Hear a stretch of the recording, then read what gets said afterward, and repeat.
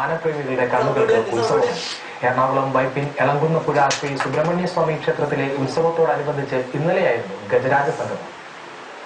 ഗജരത്നം ഗുരുവായൂർ പത്മനാഭൻ, മംഗലാംകുന്ന് ഗണപതി, പാമ്പാടി രാജൻ, കുട്ടൻകുളങ്ങര രാമദാസ്, തിരുവാണിക്കാവ് രാജഗോപാലൻ, അങ്ങനെ ആനപ്രേമികളുടെ മനസ്സു കവർന്ന 13 ഗജവീരന്മാർ. എളങ്കുന്നപ്പുഴ സുബ്രഹ്മണ്യ സ്വാമി ക്ഷേത്രത്തിലെ ഉത്സവം നാടൻ ആനകളുടെ സംഗമവേദി കൂടിയായി. സ്ഥലത്തെ യുവാക്കളുടെ കൂട്ടായ്മയായ ഭക്തസ്കന്ധയുടെ പ്രയത്നഫലമായിരുന്നു പേരുകേട്ട നാട്ടാനകളുടെ സംഗമത്തിനും വഴിയൊരുക്കിയത്.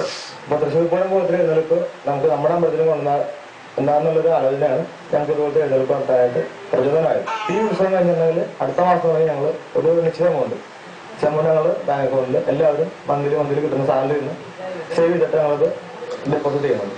ഗുരുവായൂർ പത്മനാഭനുള്ള സ്വീകരണവും ഇതോടൊപ്പം ഒരുക്കിയിരുന്നു. തലയെടുപ്പിൽ കരിവീരന്മാർ പരസ്പരം മത്സരിച്ചപ്പോൾ ഒരു നാടും അതോടൊപ്പം ചേർന്നു.